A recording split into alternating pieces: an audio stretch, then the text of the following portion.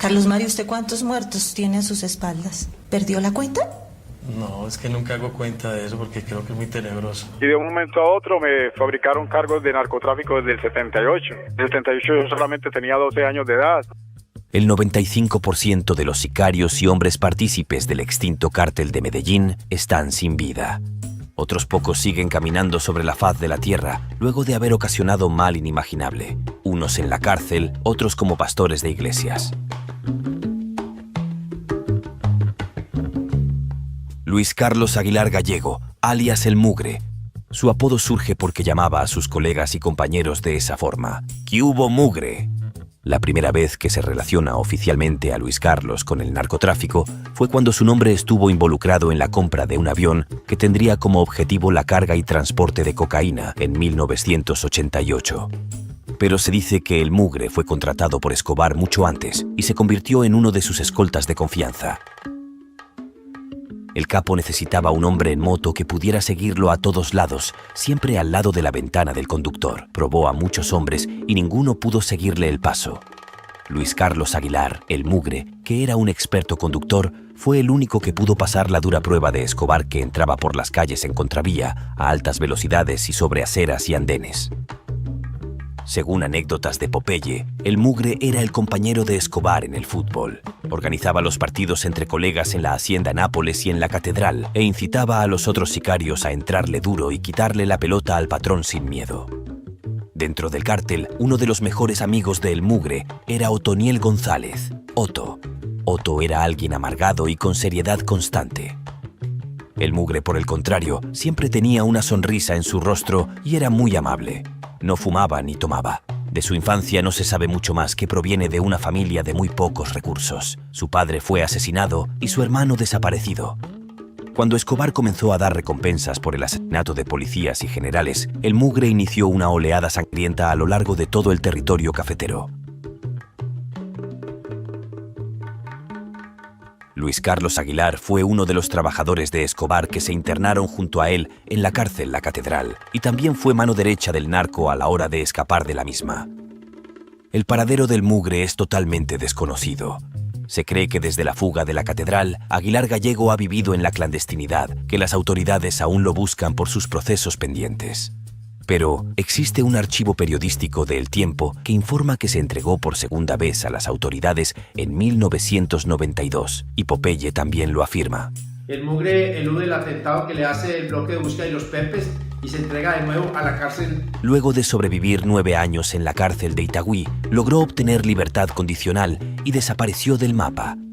Según Popeye, estando en Argentina, El Mugre pierde a una hija y debido a esto se convirtió en religioso y servidor de la Iglesia Católica. Porque ha encontrado el verdadero camino, hoy en día es un hombre de Dios, ya es un pastor cristiano, a raíz del golpe brutal que recibió en la humanidad de su hermosísima hija, y se ha trasladado desde la Argentina a España. Por otro lado, fuentes oficiales mencionan que Luis Carlos Aguilar fue visto en un partido de fútbol de la selección Colombia contra España en el año 2017. Quienes lo vieron indagaron un poco sobre su vida y supuestamente se dedica a ser sacerdote en alguna iglesia en la ciudad de Murcia, España. Allí ya es un pastor, él al mirar ha abandonado el odio, ha abandonado la avaricia, ha abandonado todas las cosas terrenales y se ha dedicado a las cosas de Dios. Carlos Mario Alzate Urquijo, alias El Arete. La abuela del Arete, María Gaviria Berrío, era hermana de Hermilda de los Dolores Gaviria Berrío, la madre de Escobar. Es decir, Catalina Urquijo Gaviria, la madre de El Arete, era prima hermana de Pablo Escobar y Gustavo Gaviria. El Arete entonces es primo segundo de Pablo y Gustavo. Quizá por esto era otro de los sicarios más cercanos del capo. El Arete primero estuvo interesado en su formación académica. Luego de terminar su bachiller, comenzó la carrera universitaria de biología marina. Pero por falta de recursos, su madre no pudo seguir apoyándolo y le recomendó que trabajara con su primo, que para entonces estaba desarrollando sus movimientos sociales y su partido político Civismo en Marcha. Muchos allegados afirman que El Arete era alguien demasiado amable, atento y descomplicado. Su hermana, Ligia Urquijo, habría estado casada con el hermano de Pablo, Roberto Escobar, el Osito. Carlos Mario era subordinado del sicario icónico John Jairo Arias, alias Pinina. Y a su vez era el líder de un subgrupo de sicarios en la zona de Buenos Aires, Medellín. Participó en la mayoría de los atentados más sangrientos del cártel, como el atentado al avión de Avianca, el bus bomba al edificio del DAS, entre otros. A finales de julio, yo me autoincrimino y asumo la responsabilidad del atentado del avión de Avianca. Ese atentado era contra el que hoy es presidente César Gaviria. Su participación especialmente en el atentado contra el DAS está respaldada por la conocida leyenda de que fue él quien planeó enteramente el plan. Contrató a un habitante de calle para que manejara un bus repleto de dinamita, para que lo estacionara enfrente del edificio objetivo y una vez ahí, accionara la radio, que era en realidad el detonante de los cientos de kilogramos de explosivos.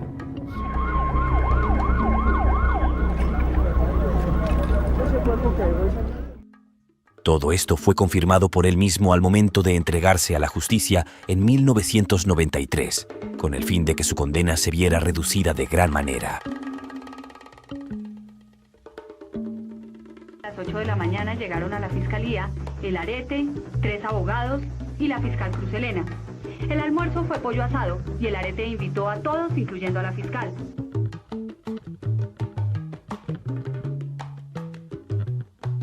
Carlos Mario, ¿usted cuántos muertos tiene a sus espaldas? No recuerdo. ¿Perdió la cuenta? No, es que nunca hago cuenta de eso porque creo que es muy tenebroso. Cuando estaba en prisión, había una sola cosa que desvelaba a Carlos Mario: su moto. Luego de su entrega en 1993, en una de sus viviendas en Medallo, fue hallada una Harley Davidson que fascinó a las autoridades. Una máquina de 1.300 centímetros cúbicos, con enchapes, acabados y piezas en oro puro, valorada en 120 millones de pesos colombianos de la época, que equivaldrían a alrededor de $150.000 actuales. El Arete estuvo negociando con las autoridades para poder conservar su moto y que no pasara a manos del Estado. Pero al final terminó en el Museo Histórico de la Policía Nacional, donde comparte stand con algunas propiedades de Escobar, como su reloj Cartier y su pistola Sig Sauer 9 milímetros.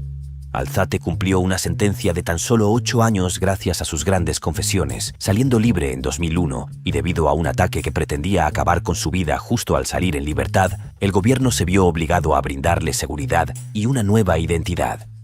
Se cree que el ataque fue perpetrado por Carlos Castaño, quien participó en el atentado al avión de Avianca y temía ser delatado. Desde ahí prácticamente nada se sabe sobre el Arete. Se rumorea que decidió irse a Europa y que sigue con vida. Y finalmente, la Kika, el caso más interesante de los sicarios vivos de Escobar.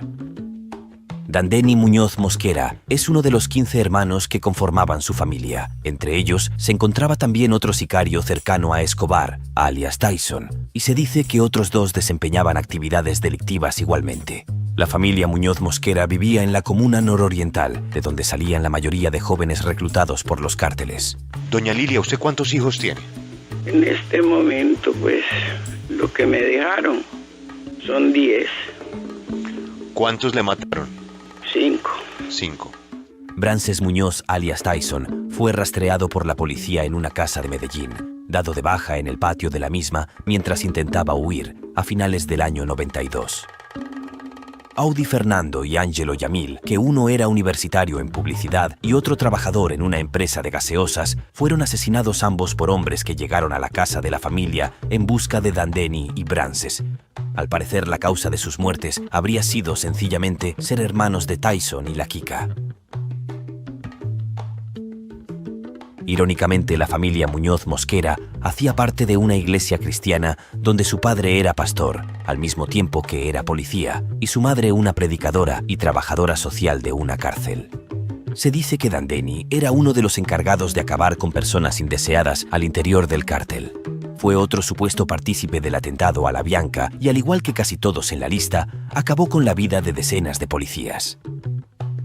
Todos estos son supuestos, ya que actualmente Dandeny se declara completamente inocente. Afirma que nunca trabajó para Escobar y que fue acusado por testigos falsos.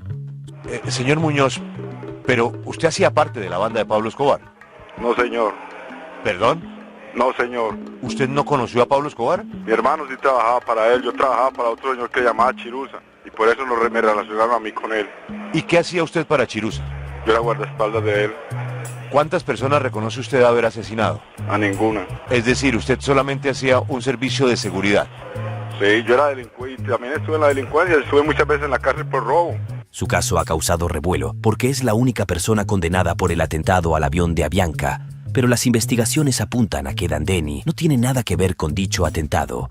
Nosotros presumimos que él no participó dentro del atentado del avión de Avianca. Encontramos que él no era explosivista en el cartel de Medellín. Encontramos que él no era una persona muy cercana a Pablo Escobar. La Kika fue capturado por autoridades colombianas en 1989, pero se dio a la fuga por segunda vez en el 91. Yo me volé de la cárcel en Bogotá, mi hermano me ayudó a volarme de la cárcel y mi hermano me dijo, váyale para Estados Unidos que lo van a matar aquí. Mi hermano me ayudó y sacó papeles falsos y me mandó para acá. Dandeni escapó a Estados Unidos, llegó a Los Ángeles y allí abordó un avión a Nueva York con un nombre falso. Ahí, durante un tiempo, se sintió libre como nunca antes. Podía caminar por las calles sin problemas y hasta jugar fútbol. Pero Dandeni siguió delinquiendo. Porque eso es lo que yo hacía, yo era delincuente. Pero gracias a Dios me arrestaron y ya se terminó eso. Terminó siendo arrestado por las autoridades norteamericanas y cuando descubrieron que era un sicario buscado en Colombia, fue condenado 6 años por portar documentos falsos. Ellos no tenían ninguna acusación contra mí.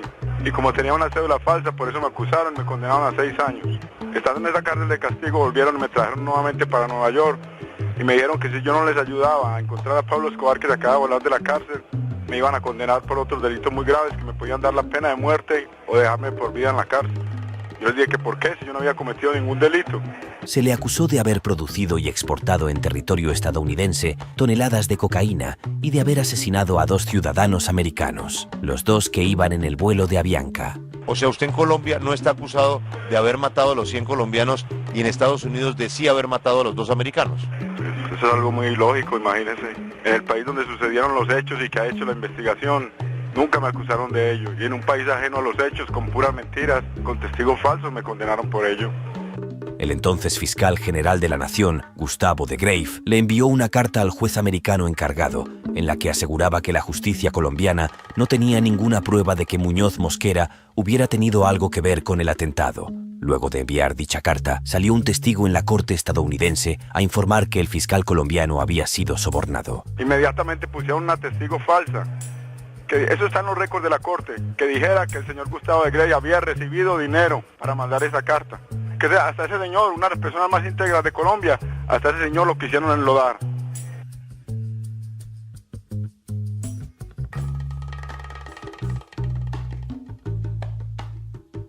Hasta hace poco no había esperanza para Dandeni. Hace poco cuando algunos abogados surgieron entusiasmados por ayudar a la familia Muñoz. Pues, luego de que el sobrino de Escobar también afirmara que Dandeni no tuvo nada que ver con el atentado y que el verdadero responsable vivo sería Roberto Escobar Gaviria, el Osito, el rango de testimonios y posibles pruebas a favor de Dandeni ha aumentado y tomado fuerzas.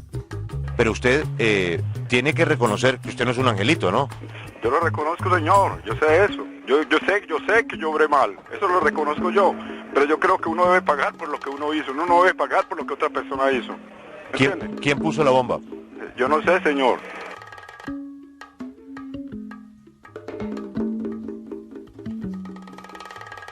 Y no solo algunos de los sicarios de Escobar siguen con vida, también socios importantes e icónicos del cártel de Medellín, como Carlos Leder, el Osito, los hermanos Ochoa y familiares de Escobar. Todos con historias interesantes, pero eso ya es tema de otro video. Suscríbete a Historias por Melo y deja un comentario si te ha gustado. Gracias por ver.